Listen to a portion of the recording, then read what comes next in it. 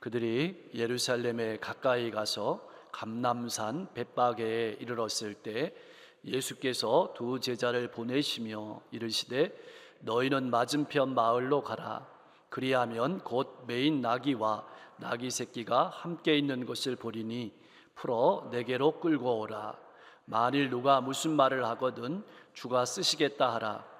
그리하면 즉시 보내리라 하시니 이는 선지자를 통하여 하신 말씀을 이루려 하심이라. 일러스되 시온 딸에게 이르기를 내 왕이 내게 임하나니 그는 겸손하여 낙이 곧 멍에 매는 짐승의 새끼를 탔도다 하라 하였느니라.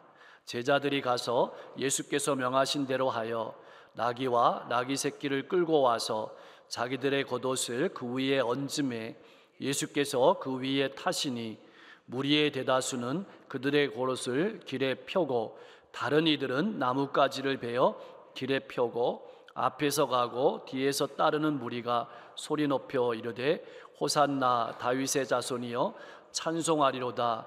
주의 이름으로 오시는 이여 가장 높은 곳에서 호산나 하더라. 예수께서 예루살렘에 들어가시니 온 성이 소동하여 이르되 이는 누구냐 하거늘 무리가 이르되 갈릴리 나사렛에서 나온 선지자 예수라 하니라. 아멘. 예수님께서 지금까지 3년 동안 구원의 사역을 쉼없이 달려오셨습니다. 이제는 제자들과 함께 여리고에 이르렀고 마지막 행선지인 예루살렘만을 남겨두게 되었습니다. 때는 6월절 무렵이었고 소경의 눈을 뜨게 하신 여리고에서 예루살렘까지는 24km 정도, 60여리 되는 거리였습니다. 성인 남자가 하루면 갈 수 있는 그 거리여서 제자들과 함께 걸어서 3km 정도 떨어진 예루살렘에서 벳바게에 도착하셨습니다. 이곳은 예루살렘이 훤히 내려다 보이는 감람산 근처의 마을이었습니다. 근데 사실 이 길을 걸어온 것은 예수님과 제자들만이 아니었습니다. 6월절을 맞이해서 예루살렘 성전을 순례하려는 수많은 순례자들과 같이 걸어왔습니다. 따라서 예수님은 수많은 무리 사이에 끼어서 조용하게 예루살렘에 들어가실 수도 있었습니다. 그러나 어찌된 일인지 예수님께서는 지금까지 해오던 것과는 정반대의 행동을 하셨습니다. 지금까지는 조용히 행하셨거든요. 자신을 드러내지 않으셨거든요. 그런데 오늘은 온 무리에게 자신을 드러내는 행동을 하십니다. 바로 나귀에 타고 예루살렘 성에 입성하시는 겁니다. 지금까지 예수님은 무엇을 타고 다니신 적이 없습니다. 또 전통적으로 6월절 순례는 걸어서 하는 것으로 되어 있거든요. 제자들과 함께 걸어서 여기까지 왔습니다. 굳이 남은 심리를 나귀를 타고 들어가실 필요도 없었습니다. 그럼에도 불구하고 예수님은 굳이 나귀를 타셨습니다. 왜 그러셨을까요? 사실 지금까지는 예수님께서 사역하실 때 제자들과 일부 특정한 사람들에게만 자신이 메시아임을 밝히셨지만 뒤집어 보면 지금까지는 감추셨다는 거거든요. 왜 그러냐면 십자가 고난을 통해서 구원의 사역을 완성하기 이전에 천국의 복음을 전파하기 위함이 첫 번째고, 두 번째로는 제자들을 훈련시켜서 교회를 세우기 위함이었습니다. 그래서 예수님께서 제자들을 데리고 빌립보 가이사랴에서 제자들에게 묻습니다. 사람들이 나를 누구라고 하느냐? 대답이 쉬웠죠. 세례 요한이라고 합니다. 엘리야라고 합니다. 예레미야나 선지자 중에 하나라고 합니다. 그러면 너희는 나를 누구라고 하느냐? 베드로가 대답합니다. 주는 그리스도시요 살아계신 하나님의 아들이십니다. 그랬더니 주님께서 굉장히 기뻐하셨어요. 기뻐하신 말씀이 어떤 말씀이냐면 바요나시므나 내가 복되도다. 이를 내게 알게 하니는 혈육이 아니요 하늘에 계신 내 아버지시니라. 이런 고백을 할 수 있는 것은 사람이 가르쳐 주거나 배워서 하는 것이 아니라 하나님이 열어주셨기 때문에, 믿음을 주셨기 때문에 내가 복되다라고 말씀하시면서 내가 이 반석 위에, 이 고백 위에 내 교회를 세우리니 음부의 권세가 이기지 못하리라. 그러니까 복음을 전파하시고 교회를 세우시기 위해서 지금까지 사역하셨다면 이제는 때가 이르자 구원의 사역을 온전히 이루시기 위해서 하나님의 말씀에 예언된 대로 만민이 보는 앞에서 나귀를 타고 입성하신 것입니다. 그래서 당신이 메시아요 구원자이심을 온 세계 만방에 나타내시는 겁니다. 이렇게 의도적으로 예루살렘에 입성하신 데는 두 가지의 목적이 있습니다. 첫 번째로는 철저하게 말씀에 순종하기 위해서입니다. 그래서 스가랴 9장 9절 오늘 말씀에도 나오지만 우리 같이 한번 읽어보겠습니다. 시온에 따라 크게 기뻐할지어다, 예루살렘에 따라 즐거이 부를지어다. 보라, 내 왕이 내게 임하시나니 그는 공의로우시며 구원을 베푸시며 겸손하여 나귀를 타시나니 나귀의 작은 것 곧 나귀 새끼니라. 아멘. 하나님의 말씀을 온전히 이루시기 위해서, 두 번째로는 온전히 하나님의 뜻을 따라서 십자가의 길을 걸어가시기 위해서 입성하신 겁니다. 예수님께서는 제자들을 드디어 맞은편 마을로 보내십니다. 매인 나귀와 나귀 새끼를 풀어서 끌고 와라. 왜 하필 나귀였을까요? 당시의 왕이나 군대의 지휘관이 성에 입성할 때는 말을 타고 입성했습니다. 사람들의 환호를 받으면서 위풍당당하게 입성했는데 예수님께서는 나귀를 타셨습니다. 우리가 잘 아는 것처럼 나귀는 전쟁에 쓰이는 것이 아닙니다. 물건을 나를 때 쓰입니다.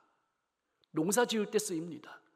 그러니까 이 동물은 전쟁의 동물이 아니고 평화의 동물입니다. 평화를 상징하는 나귀를 타고 입성하신 것은 예수님께서 바로 구약에 예언된 그 메시아인 동시에 겸손의 왕으로 오셨다, 평화의 왕으로 오셨음을 나타낸 겁니다. 무슨 말씀이냐면 세상의 왕들과는 다르다는 겁니다. 세상의 왕들과는 다른 왕이시다, 이걸 나타낸 겁니다. 또한 말 대신에 나귀를 타신 것은 사람들이 오해하고 있는, 제자들이 오해하고 있는 메시아에 대해서 바로 알려주시기 위함입니다. 당시의 사람들은, 제자들은 메시아를 바라볼 때 군사적인 메시아, 정치적인 메시아를 바라보았습니다. 다시 말하면 오늘 이스라엘이 로마의 압제 속에서 어려움 가운데 살아가고 있는데 로마의 압제에서 우리를 구원해 줄 정치적인 왕, 군사적인 왕을 바라보았던 겁니다. 그런 제자들과 사람들에게 예수님 자신은 정치적인 메시아가 아니고 군사적인 메시아가 아니고 자신의 몸을 거룩한 산제물로 하나님 앞에 드려서 하나님과 우리들을 화목시키러 오신 평화의 메시아임을 알려주시려고 그렇게 하신 겁니다. 예수님께서 말하십니다. 풀어 끌고 오너라. 참 이 명령은 이상한 명령이에요. 마음대로 해도 되는 겁니까? 다른 사람의 소유물을 아무 연락도 없이 마음껏 가져오도록 명령하신 겁니다. 상식적으로 볼 때는 이치에 맞지 않는 말씀이에요. 그러나 예수님은 천지 만물을 지으신 창조주시죠. 자연스럽게 말씀하신 겁니다. 다시 말하면 메시아로서의 입성을 준비하는 동시에 자신이 온 우주 만물을 창조하신 만물의 주인이심을 많은 사람들에게 나타낸 겁니다. 3절 말씀에 주가 쓰시겠다 하라 라는 말씀에도 두 가지 의미가 있어요. 이 말은 무슨 말이냐면 주인이 나귀 주인이 왜 풀어가느냐고 물으면 이렇게 대답하라는 거죠. 마태복음에는 안 나와 있지만 마가복음과 누가복음을 읽어보면 주인이 묻습니다. 왜 풀어를 끌고 가느냐? 네, 주가 쓰시겠다. 주인이 허락을 했습니다. 또 주가 쓰시겠다는 말은 나귀의 진정한 주인이 주님이심을 나타낸 겁니다. 외형적으로 보면 베다니의 어떤 사람이 주인인 것 같지만 그는 청지기일 뿐입니다. 정말 진정한 주인은 주님이심을 나타낸 겁니다. 나귀의 주인들이 나귀를 주님께 보낼 수 있었던 것은 예수님께서 이미 이 사람들을 잘 알고 있기 때문이기도 합니다. 왜냐하면 이 동네는 예수님께서 자주 들리셨던 동네예요. 나사로의 동네고 마리아의 동네였습니다. 그렇기 때문에 예수님께서 보내라 가실 때 보내실 수 있었습니다. 우리도 믿음의 삶을 살아갈 때 내 인생의 모든 주인은 주님이심을 기억하며 살아가야 할 것입니다. 우리는 다만 청지기일 뿐임을 꼭 기억하시며 살아가십시오. 우리의 시간, 우리의 물질, 우리의 건강, 우리의 자녀 다 주님께서 맡겨주신 것임을 꼭 기억하시며 살아가시길 바랍니다. 어떤 분이 저에게 이렇게 간증하는 걸 들은 적이 있습니다. 어떤 성도님이 개업을 하셨는데 사업이 아주 잘 되었다고 합니다. 그런데 수금이 되지 않아서 도산의 위기에 처했고 답답한 마음으로 매일 성전을 찾아서 주님께 간절히 기도했다고 합니다. 그렇게 많이 성전에 찾아서 하나님 앞에 기도하는 중 어느 날 기도하는 순간에 하나님의 음성이 그 가슴 속에 들려온 겁니다. 이렇게 들려왔습니다. 이 사업장이 누구의 것이냐? 이 사업장이 누구의 것이냐? 이 사업장이 누구의 것이냐? 자신도 모르게 네, 주님의 것입니다. 주님의 것입니다. 라고 대답하는 순간 자신의 마음속에 있던 염려와 근심이 다 사라지고 마음의 평안이 찾아오고 얼마 되지 않아서 수금도 잘 되었고 사업도 정상적으로 궤도에 올라섰다는 간증을 들은 적이 있습니다. 사랑하는 성도 여러분, 여러분의 인생의 모든 것은 누구의 것입니까? 이 질문을 날마다 던지며 살아가시길 바랍니다. 내 것이면 내가 책임지는 것이고 주님의 것이면 주님께서 책임지시는 겁니다. 주님께서 책임지시는 가정, 주님께서 책임지시는 인생, 주님께서 책임지시는 사업장과 직장이 되시기를 소망합니다. 그런데 왜 예수님께서는 나귀를 풀어오라고 하시는 걸까요? 오늘 말씀해 보니까 선지자를 통해서 하신 말씀을 이루려 하신다. 다시 말씀하시면 성취하려고 하신다. 하나님의 말씀대로 살아가려고 하신다. 다시 말하면 예수님은 철저하게 자신의 뜻이나 자신의 판단에 의해서 인생을 걸어가시는 것이 아니라 하나님의 말씀을 따라서 살아간 길임을 나타내고 있는 겁니다. 나는 어떻습니까? 하나님의 말씀을 따라 인생을 걸어가고 있습니까? 아니면 내 뜻을 따라서 살아가고 있습니까? 그 말씀을 시온 딸에게 주신다고 합니다. 시온 딸, 예루살렘 딸이라는 말은 전쟁으로 인해서 예루살렘이 폐허가 되었죠. 그때 조롱과 경멸을 당하는 처녀와 같은 그런 심정을 묘사한 말이 예루살렘의 딸, 시온의 딸입니다. 그러니까 고통 속에 살아가는 이 예루살렘 주민들이 누가 오는지를 알았다면은 기뻐했을 것이라는 의미가 여기에 들어있는 겁니다. 더 나아가서는 삶에 지치고 낙담 속에 살아가는, 소망을 잃고 살아가는 사람들에게 구원과 평화의 소식을 가져오는 메시아를, 주님을 일어나서 환영하라는 의미가 이 말씀 속에 들어있는 겁니다. 이 말씀은 오늘 삶의 한가운데서 어려움과 절망만을 바라보고 살아가고 있는 우리를 초청하시는 말씀이기도 합니다. 마태복음 11장 28절에서 30절 말씀에서 주님께서는 우리를 이렇게 초청하십니다. 같이 한번 고백해 보겠습니다. 수고하고 무거운 짐진 자들아 다 내게로 오라. 내가 너희를 쉬게 하리라. 나는 마음이 온유하고 겸손하니 나의 멍에를 메고 내게 배우라. 그리하면 너희 마음이 쉼을 얻으리니 이는 내 멍에는 쉽고 내 짐은 가벼움이니라 하시니라. 아멘. 십자가의 고난을 통해서 하나님께 나아가는 생명의 길을 열어주시려고 예루살렘에 입성하시는 예수님의 모습은 멍에를 메고 가는 나귀와 참 닮았습니다. 겸손과 평안을 상징하는 작은 나귀 새끼가 예수님을 등에 태우고 길을 걸어가는 것처럼 하나님의 어린 양 되신 예수님은 저와 여러분들의 죄의 무거운 짐을 다 지시고 골고다 십자가 죽음의 길을 걸어가시는 겁니다. 그래서 하나님과 우리 사이에 평화를 가져다 주시는 평화의 왕이 되신 겁니다. 제자들은 명하신 대로 하였습니다. 나귀를 끌고 오고 그 나귀 위에 자기들의 겉옷을 폈습니다. 겉옷을 폈다는 말은 왕을 영접하거나 최고의 존경을 표할 때 사용되는 표현이고 행동입니다. 그리고 무리들은 그들의 겉옷을 길에 펴고 나뭇가지를 꺾고 흔들고 그 나뭇가지를 길에다 폈습니다. 종려나무는 승리를 상징하고, 종려나무는 왕이나 전쟁에 승리한 지휘관이 환영할 때 나뭇가지를 흔들고 길에 펴는 것입니다. 다시 말하면 무리들이 자신들의 옷과 종려나무 가지를 꺾고 길에 폈다는 것은 예수님을 자신들의 승리의 왕, 기쁨의 왕으로 환영했다는 뜻입니다.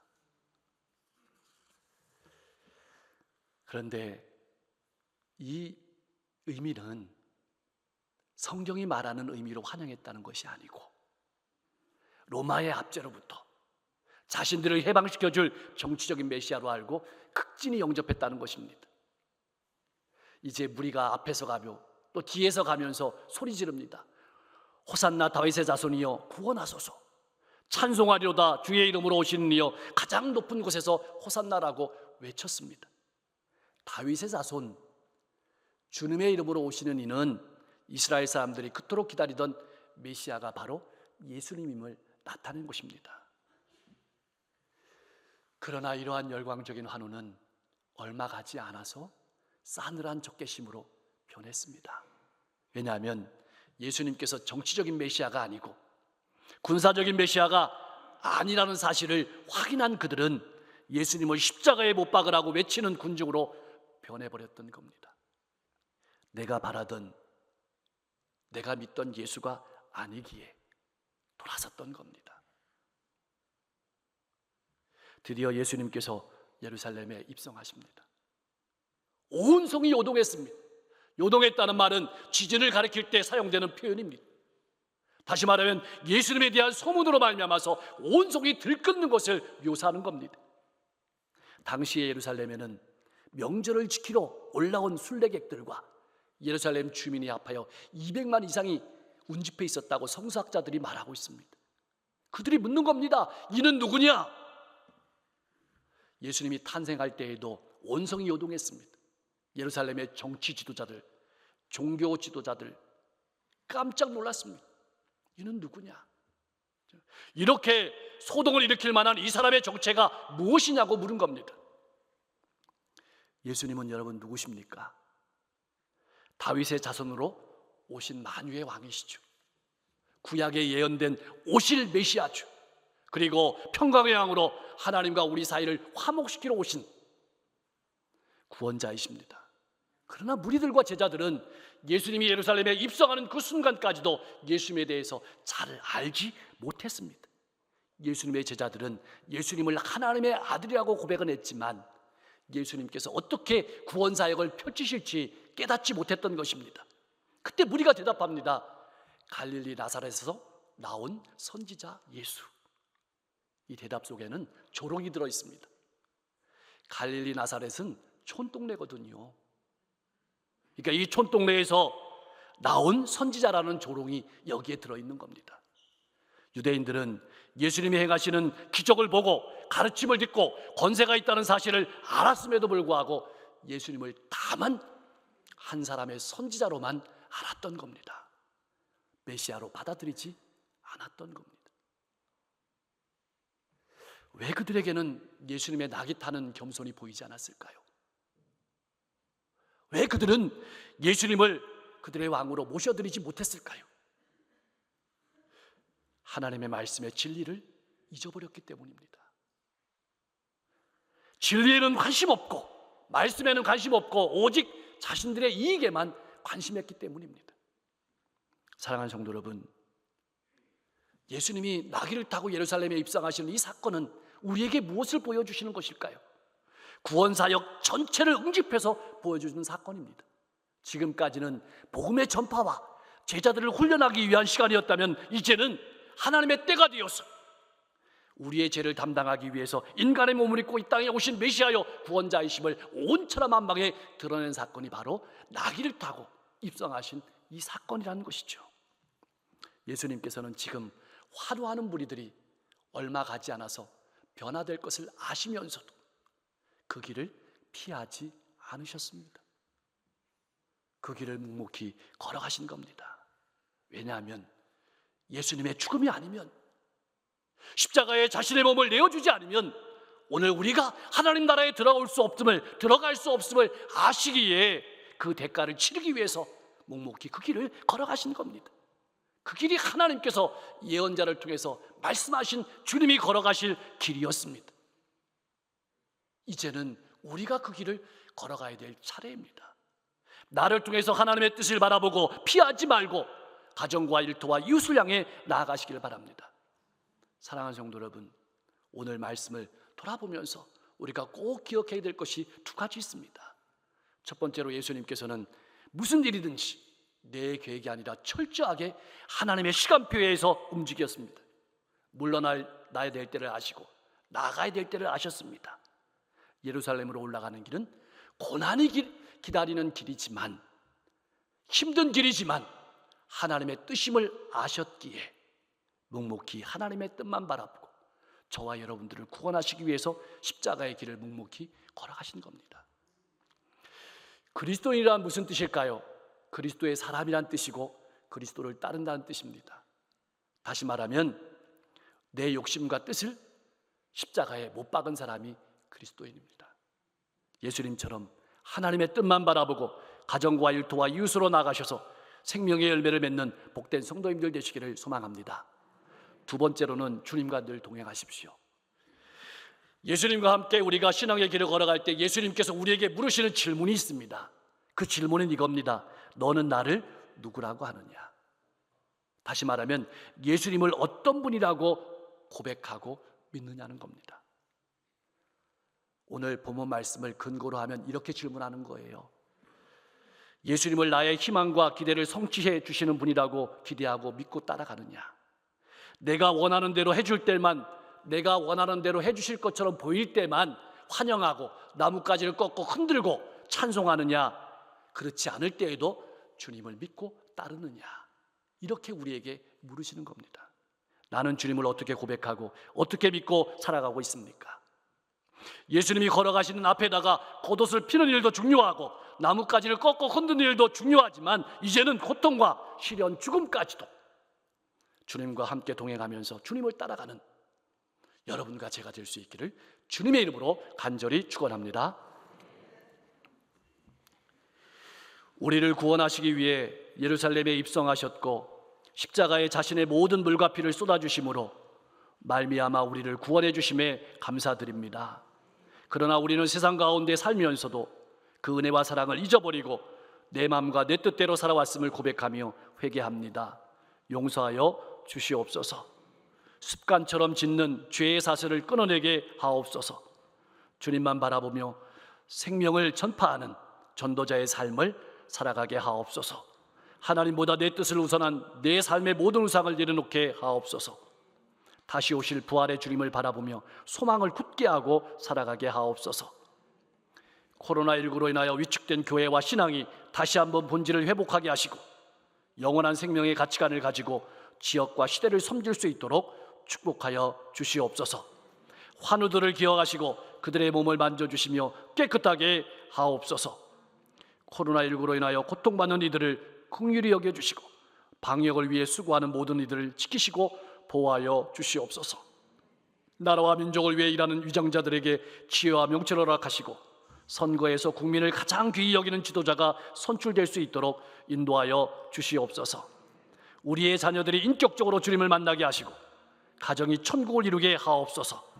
원근 각처에 나가 있는 자녀들을 축복하시고 선교사님들이 마음 놓고 선교할 수 있도록 속히 코로나가 소멸되게 하옵소서. 한 주도 나를 위한 주님의 고난을 깊이 묵상하며 살아가게 하시고 우리의 마음과 생각을 주관하여 주셔서 우리의 입술이 축복과 생명의 통로가 되게 하여 주시옵소서. 또한 남은 주님의 고난에 동참하는 성숙한 신앙인으로 살게 하여 주옵소서. 우리 교회가 이 지역과 시대의 사람들에게 선한 영향력을 끼치는 교회로 생명의 빛을 발하는 한 주 되게 하여 주시옵소서. 우리를 죄와 죽음에서 구원하신 예수님의 이름으로 간절히 기도하옵나이다.